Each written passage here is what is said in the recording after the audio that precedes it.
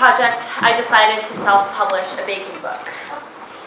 This was an obvious choice for me, as I have always loved baking and spending hours in the kitchen.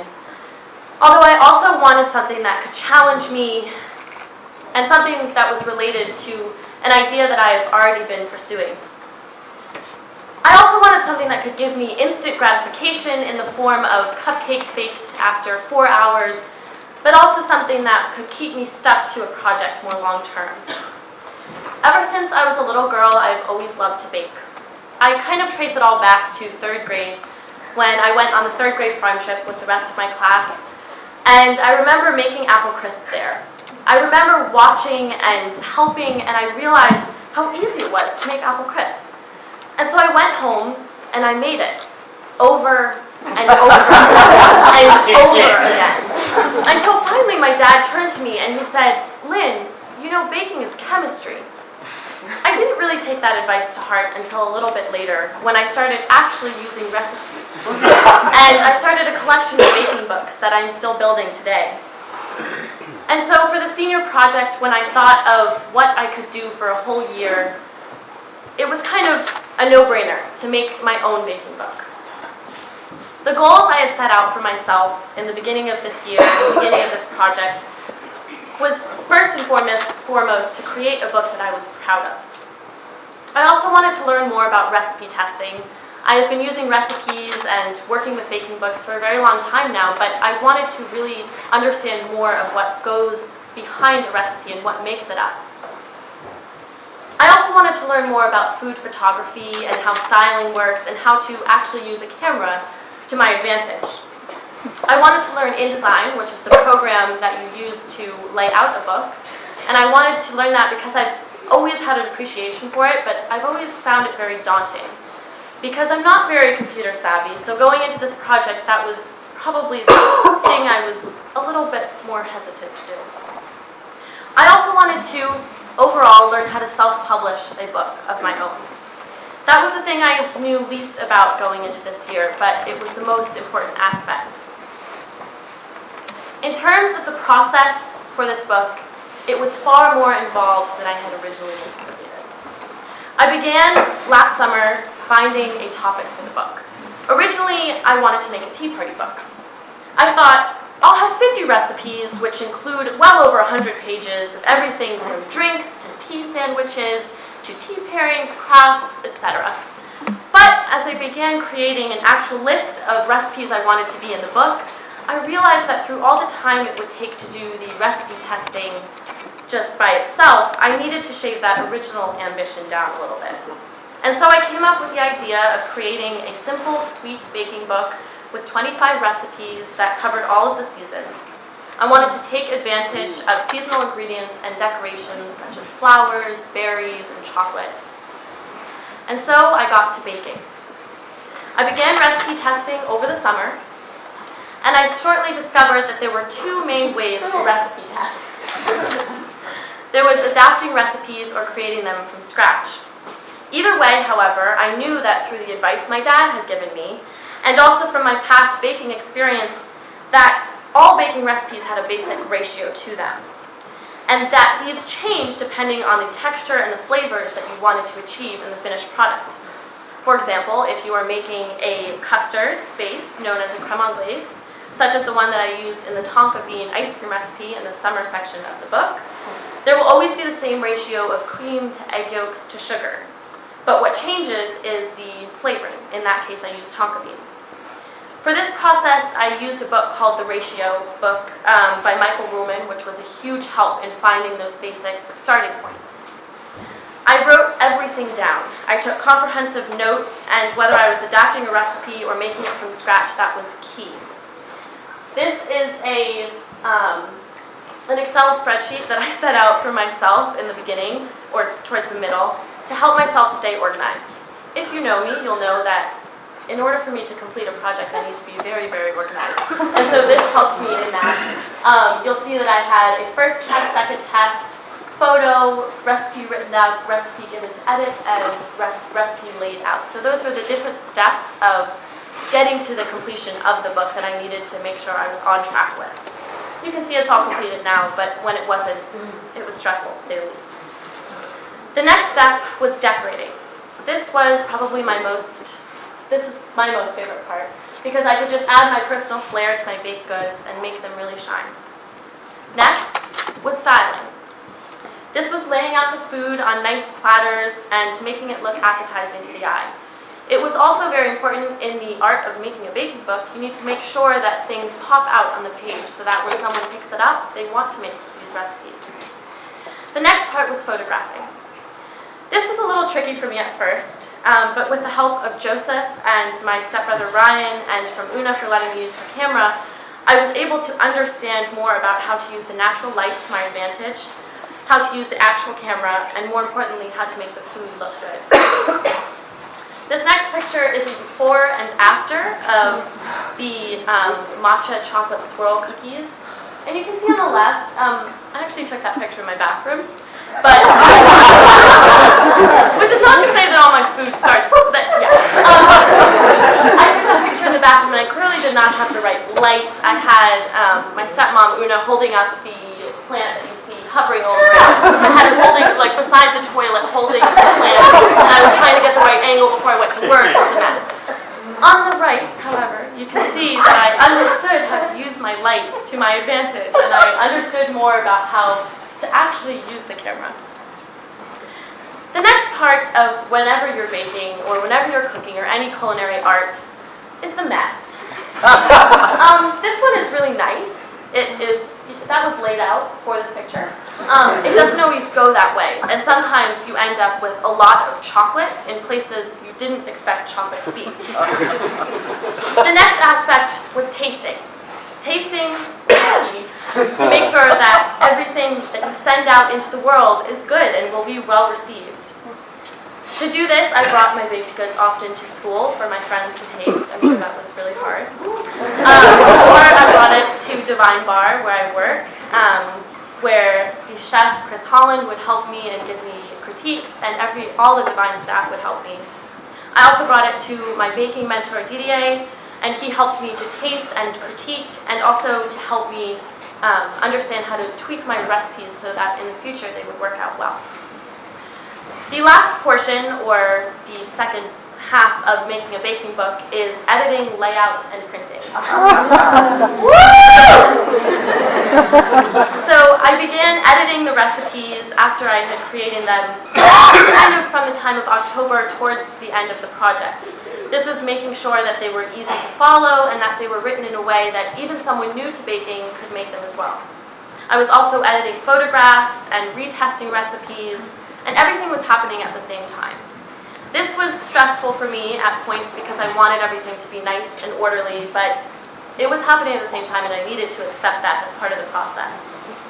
I also began learning InDesign in September, and with the help of Eve as my mentor, I was able to get a better grasp on that program as a whole, and eventually I was able to use it more on my own and lay out my book the way that I wanted it to be.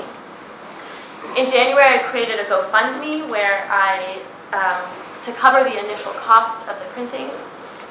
And then I just put it together, which sounds easy, but it was not. It was very time-consuming, and especially for someone who doesn't consider themselves very computer savvy, it was long and it was difficult. But I put the book together and then I sent it to print. Some of the obstacles creating this book were narrowing down the recipes. That for me was a challenge, because if you know me, you know that I like to bite off, sometimes more than I can chew. But admitting that and going through the process of seeing, wow, I only have 4 hours on a Saturday to recipe test 5 recipes, that's not okay.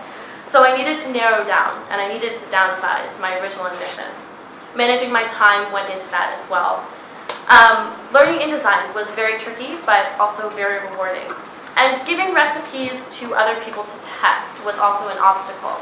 This was something that I never got around to doing, partly because of the time, because I wanted my recipes to be as clear and well written as I could so that someone else could test them and understand them. But I had a lot of time constraints with that, so that was definitely an obstacle. The biggest learning moment I had over this project was perseverance. I have always loved baking, as I said before, because it gives me an instant gratification. I always have these little passions in my life, but baking has stuck with me, and to really follow that and learn perseverance and learn how to stick with something was definitely a challenge, but the biggest learning moment. And now, probably what you have all been waiting for, the book. Oh, my bag. I forgot to bring the book out. In there.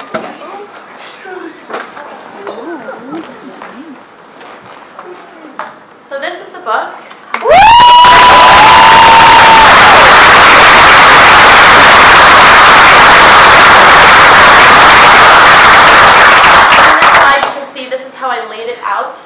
To send it to print. On the right you have the front cover, on the back is the left. Joseph took both of these pictures. Next we have the title page. And that is not photoshopped. You really just Next I have the table of contents.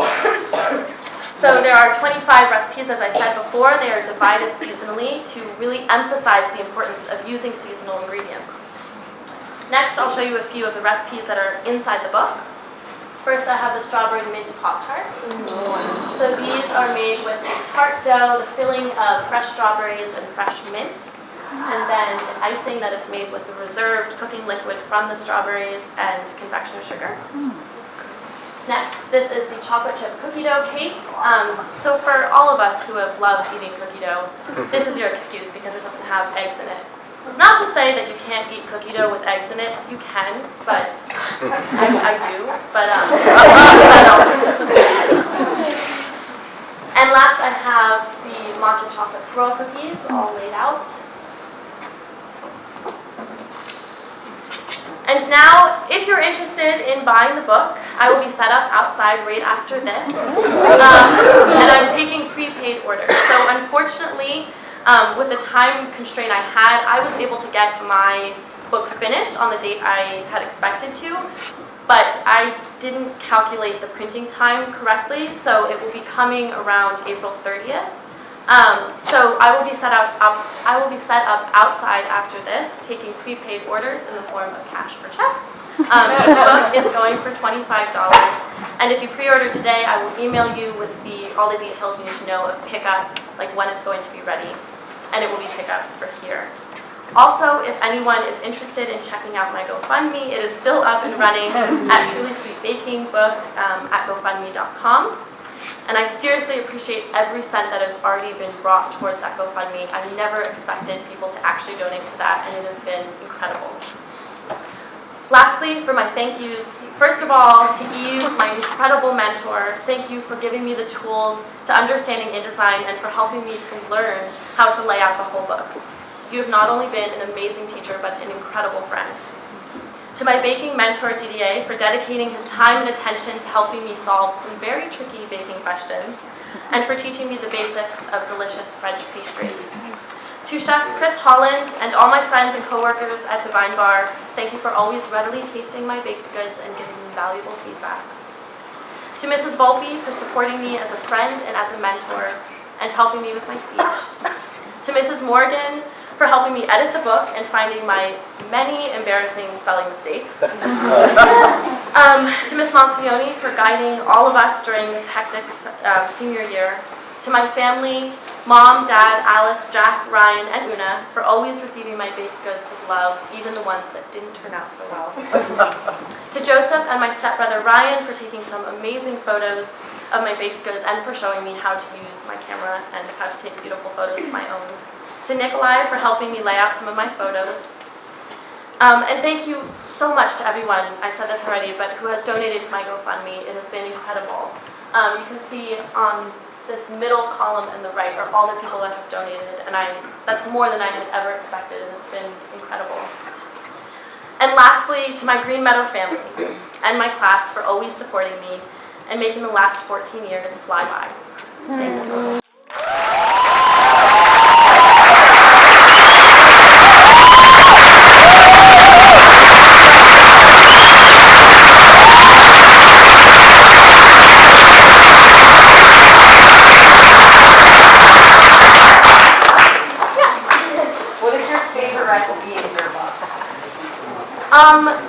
Probably the coconut mango tart, just because I struggled with it so much and I was finally able to get the top right. When I first made the topping, it was like hard as a shoe, so that really didn't work. It's like a jelly topping, so if you add too much gelatin, if that ratio is off, it's not fun. Yeah. What is the inspiration for your baking name? Or like the name of the book? Well, my middle name is True, and so I thought Truly Sweet. Huh? Oh, did you? I don't know. Oh, my sister came up with that.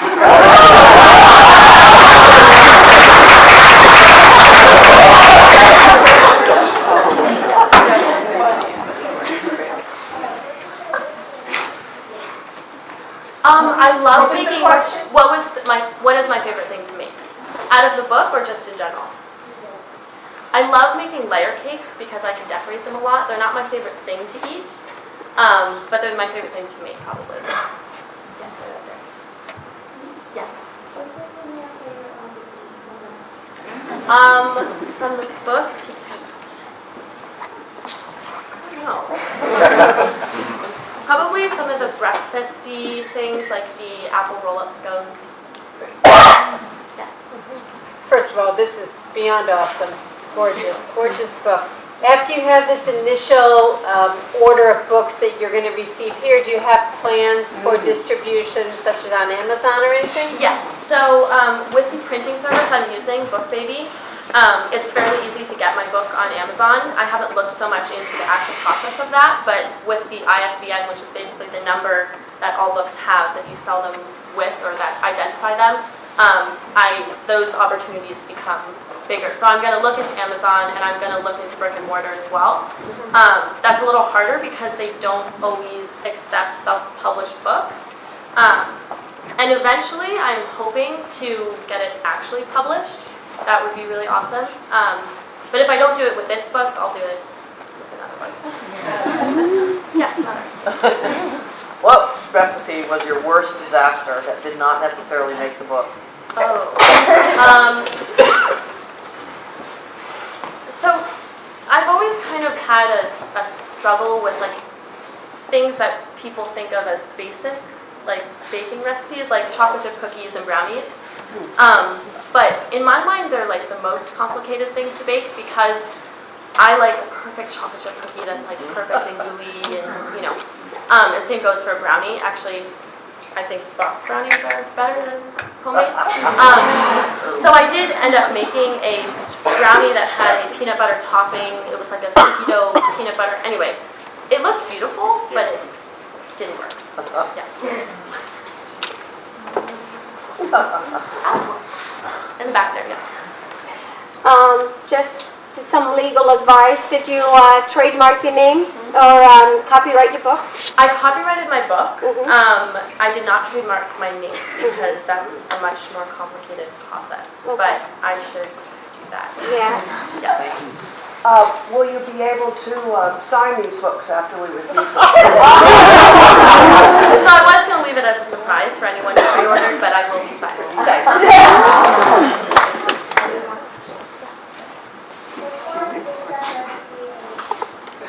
Oh, this is the bottom of the strawberry mint Pop-Tarts. Yeah. My stepbrother took that picture.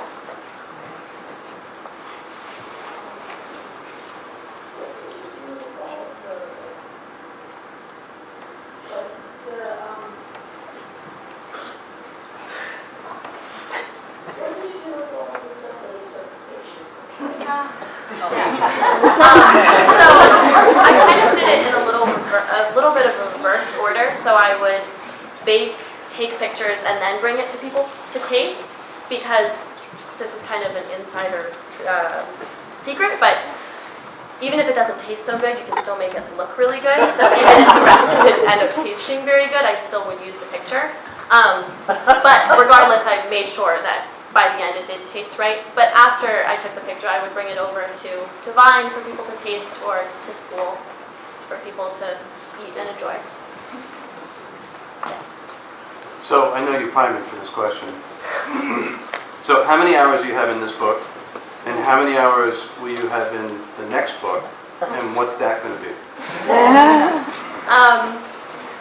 In this book, so I added it up to be about 80 hours in the kitchen, but that seems a little less than, I mean, I estimated every time I would do a recipe, I would write down how many hours I thought it took.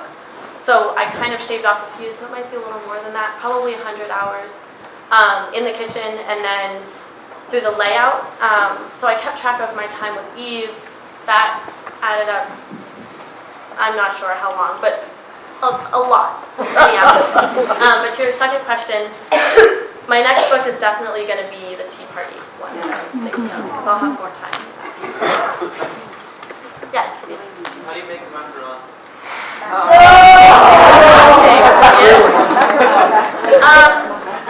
So, Really good. how to make a macaron? I have always struggled making macaroons, or I'm not saying it right, macaron, I don't know. I have made them probably 20 times, and they fail pretty much every time. I am blaming it on my oven, because I've done the macaronage step, which is like when you mix it. I'm pretty sure I've done it correctly every time, but they have not worked, so.